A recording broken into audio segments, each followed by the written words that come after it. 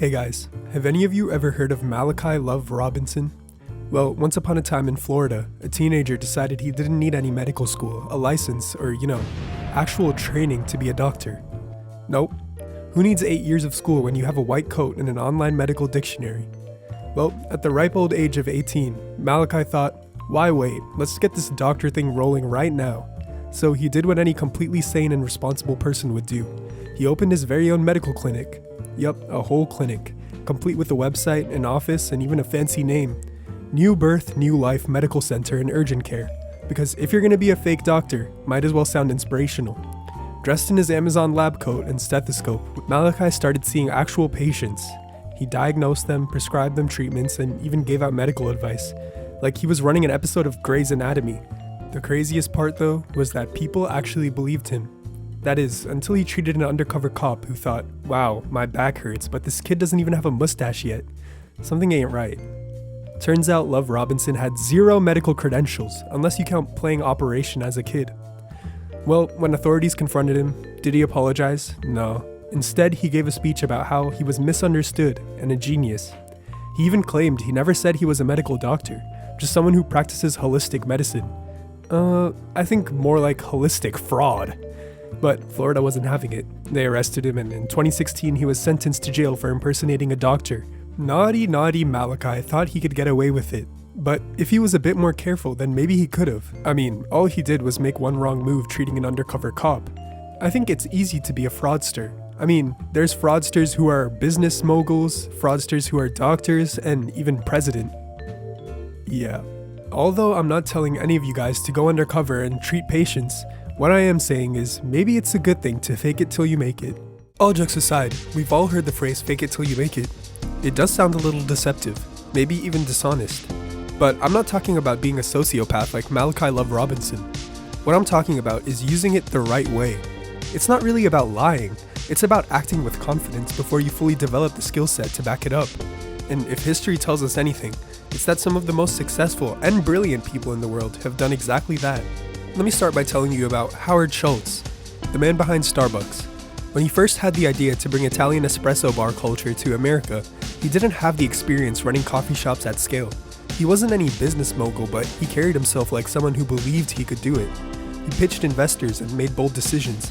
He even acted like a leader long before he had the empire to even prove it. Eventually, his skills, experience, and results caught up to his confidence. Now let's see why Howard Schultz succeeded. He didn't lie on his resume or pretend that he had qualifications that he didn't. It's more about embodying the traits, mindset, and behavior of the person you're trying to become. And psychology even backs this up. Confidence breeds competence. Dr. Amy Cuddy, a social psychologist at Harvard, studied this phenomenon in her famous TED Talk on power posing. She found that acting confident through posture, speech, and behavior actually changes your brain chemistry. You start feeling more confident, and over time you naturally develop the real skills and mindset to match. A great example of this is Richard Branson, the founder of Virgin, not to be confused with Rusty, the CEO of Virginity. Well, when he started his airline, he had no experience on running an airline company. In fact, when a journalist once asked him how he felt about competing with massive, established airlines, he said, "Oh, I'm sure we'll figure it out." That wasn't false confidence. It was belief that his team would adapt, learn, and grow to the role. And guess what? They did. So my friends, I think it's time for me to give you the 3 ways to fake it the right way. Of course, there's a wrong way to fake it. You don't want to be like Malachi Love Robinson who bluffed his way into surgery, or pretend to be a financial expert while handling millions of dollars. That's just pure fraud. The key is to focus on growth and not deception. Here's how to use fake it till you make it the right way. Number 1, adopt the mindset, not the lies. You don't say, I'm already an expert, but rather, I'm becoming an expert and I'm going to act accordingly. Number 2, surround yourself with the right people. Being in the room with those who know more than you will push you to grow. Number 3, take action before you feel ready. Most people wait until they feel 100% prepared before taking a big step. The truth, that feeling never comes. Even experts don't feel 100% prepared.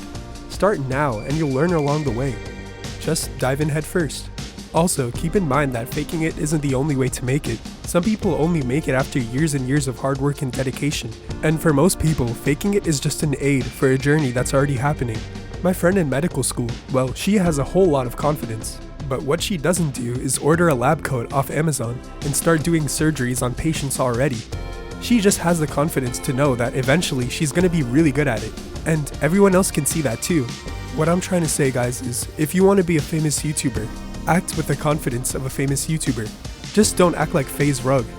And do all the hard work it takes to get you there. Trust me, those two combined will get you further than you've ever thought before. Now everyone, before I leave you for this week, let me tell you a little story. I'll tell you the story of this guy.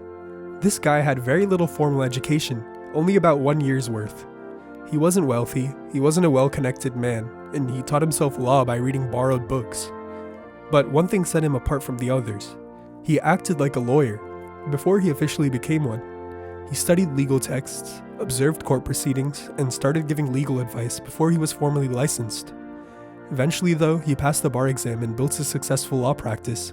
And all this, guys, just before he turned 23 years old.